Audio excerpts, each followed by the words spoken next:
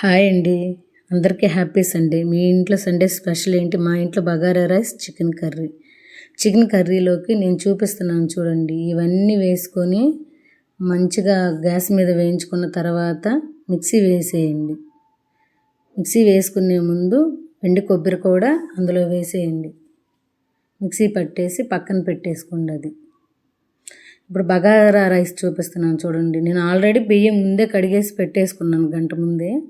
నెయ్యి వేసాను. నెయ్యి వేసుకున్న తర్వాత బిర్యానీ దినుసులన్నీ దాంట్లో వేసుకోండి. వేసుకొని వేగినాక ఆనియన్, పచ్చిమిర్చి 2 కలిపేసేయండి. 2 కలుపుకున్న తర్వాత ఆనియన్, పచ్చిమిర్చి కొంచెం మగ్గిన తర్వాత అల్లం వెల్లుల్లి పేస్టు,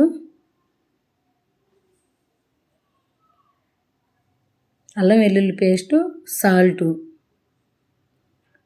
2 వేసుకొని కలిపేసేయండి. నేను ఇంట్లో రోజు వాడే బియ్యంతో నేను ఇవి బగారా రైస్ చేస్తున్నానండి. బాస్మతి బియ్యంతో కూడా చేసుకుంటారు. బాస్మతి బియ్యంతో చేసుకునే వాళ్ళు 1 గ్లాస్ బియ్యానికి 1.5 గ్లాస్ వాటర్ పోసుకోండి. నేను ఇప్పుడు వాడే బియ్యం వాడుతున్నాను కదా ఇంట్లో ఇవి, అందులో 1 గ్లాస్కి 2 గ్లాసులు వాటర్ పోసేయండి. కొత్తిమీర, పుదీనా వేసుకున్నాక బియ్యం వేసి వాటర్ పోసేయండి అందులో. నేను తర్వాత అది తీసుకెళ్ళేసి రైస్ కుక్కర్లో పెట్టేసి స్విచ్ ఆన్ చేశానండి. ఇంకా దాంతో పని ఏమి ఉండదు కదా అని. నిజం చెప్తున్నానండి, చాలా టేస్టీగా వచ్చింది. హార్ట్ఫుల్గా చెప్తున్నాను. ఇంట్లో వాళ్ళు కూడా చాలా బాగా కుదిరిందని చెప్పారు. ఇప్పుడు నేను కర్రీ చూపిస్తున్నాను.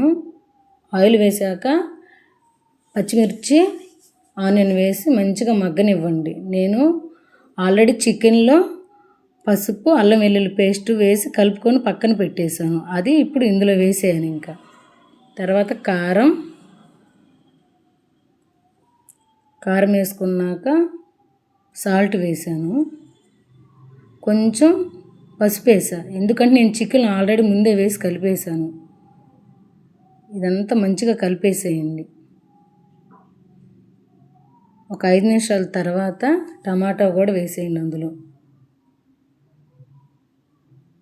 టమాటా అంతా మంచిగా మగ్గిన తర్వాత